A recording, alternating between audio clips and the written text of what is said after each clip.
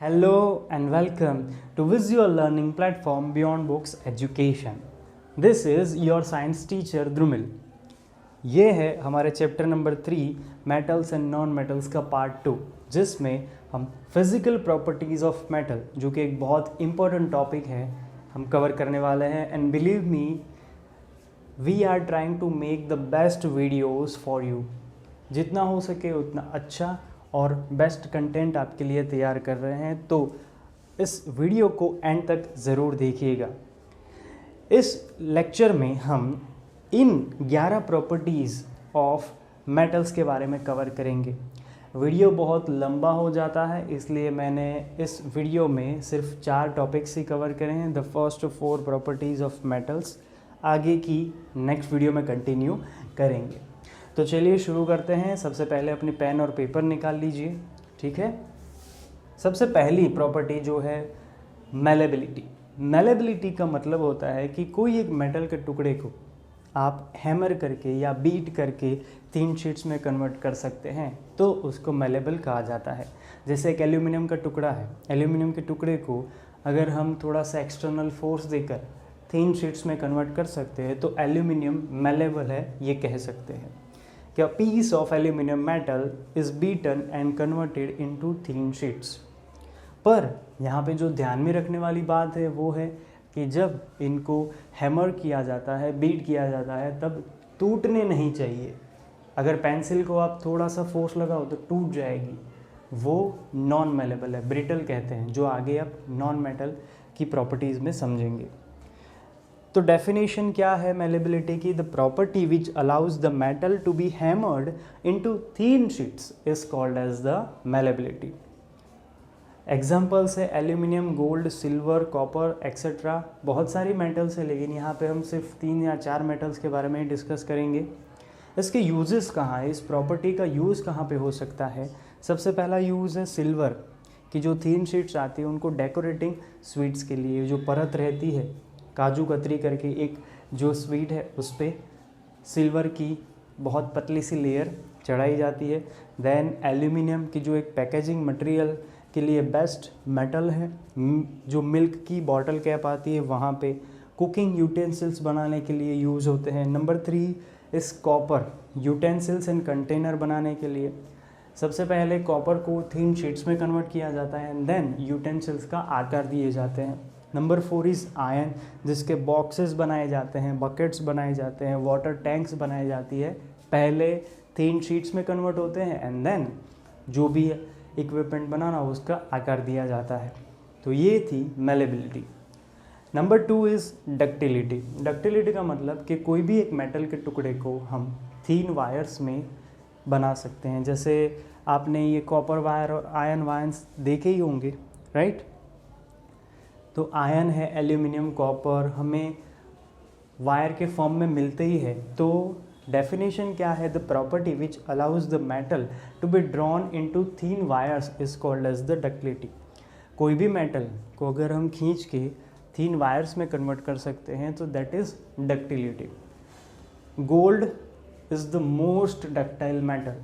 Gold के 1 ग्राम के टुकड़े को हम 2 किलोमीटर लंबा खींच सकते हैं. इतना लंबा वायर हम बना सकते हैं. इसमें सिल्वर, एल्यूमिनियम, कॉपर, बहुत सारी मेटल्स हैं जिसको हम डक्टाइल यानी कि वायर्स बनाने के लिए यूज़ कर सकते हैं. इलेक्ट्रिकल वायर्स जो आते हैं, देन आयरन वायर गेजेस जो आते हैं, मैग्नीशियम जो साइंस लेबोरेटरीज़ में ज़्यादातर यूज़ होता है, टंगस्टन फिलामेंट का जो एक पतला सा, बहुत ही पतला सा वायर जो आता है वो बल्ब में यूज़ होता है, शायद आपने देखा होगा, right? So this is the use of the property ductility. Number 3 is conductivity. Heat भी कंडक्ट करनी है और इलेक्ट्रिसिटी भी कंडक्ट करनी है, यानी समझनी है. अब हीट की बात करते हैं. सबसे पहले मेटल्स की प्रॉपर्टी है कि हीट को वो ईजीली पास कर सकते हैं फ्रॉम देम. जैसे कि एक रॉड है मेटल का, उसके एक एंड को अगर आप गर्म करते हो और दूसरे एंड पे टच करते हो आफ्टर सम टाइम, तो you will feel hot at that point. वहाँ तो आपने गर्म नहीं किया, फिर भी वो पार्ट गर्म हो चुका है. क्यों? बिकॉज जो मेटल है उनकी थर्मल कंडक्टिविटी बहुत ही हाई होती है. इलेक्ट्रॉन्स एक जगह से दूसरी जगह थर्मल एनर्जी को ट्रांसफ़र करते हैं। एग्जाम्पल्स है silver, copper, aluminium, iron, then gold. उनके यूजेस कहाँ हैं? कुकिंग यूटेंसिल्स बनाने के लिए। अगर आप नॉन मेटल से बनाओगे या ऐसी मेटल से बनाओगे जिसकी थर्मल कंडक्टिविटी बहुत ही लो है, तो आपका जो एलपीजी गैस होगा वो बहुत ज़्यादा यूज़ होगा। कंपैरिजन में आपका फूड ही नहीं बनेगा, कुक ही नहीं होगा, रिक्वायर्ड टेम्परेचर ही नहीं पहुंच पाएगा, because the element is not passing the thermal energy. That's why metals का यूज़ किया जाता है। कॉपर जो एक अच्छा यूटेंसिल मटेरियल है। देन वाटर बॉयलर्स, ऑब्वियसली पानी को गर्म करने के लिए भी हमें हीट ट्रांसफ़र ज़्यादा चाहिए, सो वहाँ पे भी मेटल्स का ही यूज़ होता है। ओके, अब हर एक मेटल की एक प्रॉपर्टी होती है हीट कंडक्ट करने की, जिसमें सिल्वर सबसे बढ़िया कंडक्टर है हीट का, और लीड सबसे घटिया, या तो कह सकते हैं जिसकी थर्मल कंडक्टिविटी बहुत कम है। Lead poorest conductor of heat. Okay, now number 3 पर उसमें इलेक्ट्रिसिटी के बारे में देखेंगे। इलेक्ट्रिसिटी को देखने के लिए अगर आपके पास इस तरह की इक्विपमेंट्स हैं, इस तरह के एलिमेंट्स हैं, तो आप बना सकते हैं।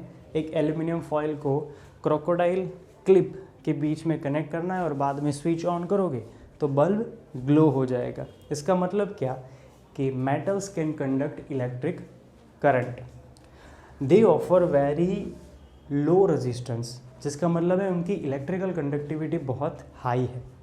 सिमिलरली जैसे थर्मल एनर्जी को इलेक्ट्रॉन्स कैरी करते हैं, वैसे ही इलेक्ट्रिकल एनर्जी को भी इलेक्ट्रॉन्स कैरी करते हैं, और उसी वजह से इलेक्ट्रिक करंट फ्लो हो पाता है। जैसे मैंने बताया कि metals offer very low resistance.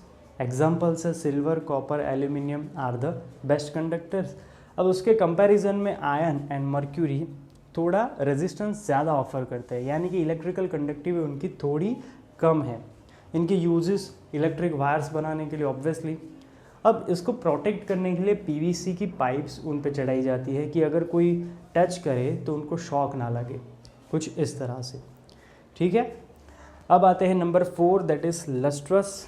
यहाँ पे एक इमेज देखिए बैंगल्स की, ये थोड़ी शाइनिंग दिख रही है आपको। शाइनिंग का मतलब होता है लस्ट्रस। जो भी मेटल्स हैं वो सब ये प्रॉपर्टी कैरी करती है। The property of a metal of having a shining surface is called as the metallic lustre. चमक होना, हर एक मेटल में आपको ये देखने को मिलेगा। जितने भी लस्ट्रस मेटल्स हैं वो ज्वेलरी में, देन डेकोरेटिव आइटम्स बनाने के लिए यूज़ की जाती हैं। एग्जाम्पल्स है गोल्ड, सिल्वर, ब्रास, जो कि एक एलॉय है कॉपर एंड जिंक की। अब एलॉय यूज़ करने का एक बहुत ही बेस्ट जो रीज़न है वो यही है कि 2 या 2 से ज़्यादा मेटल्स की प्रॉपर्टी आप एक ही एलॉय में ला सकते हो, एक ही जगह पे ला सकते हो। जैसे ब्रास की प्रॉपर्टी क्या है? स्ट्रेंथ है, ductility, then hardness, electrical and thermal conductivity. ये सारी प्रॉपर्टीज़ आपको एक मेटल में नहीं मिलती, दैट्स वाई एलॉयज़ का यूज़ किया जाता है। ओके, सो यहाँ पे हमारा लेक्चर कंप्लीट होता है। अगर आप अपनी इंग्लिश वोकेबलरी को बढ़ाना चाहते हो तो इंस्टाग्राम पे हमें फॉलो कर सकते हैं, ये उसकी आईडी है। एट द एंड अगर वीडियो पसंद आया हो तो लाइक कीजिए, फ्रेंड्स के साथ शेयर कीजिए और सब्सक्राइब करना ना भूलें। और बहुत बहुत धन्यवाद आपका वीडियो देखने के लिए।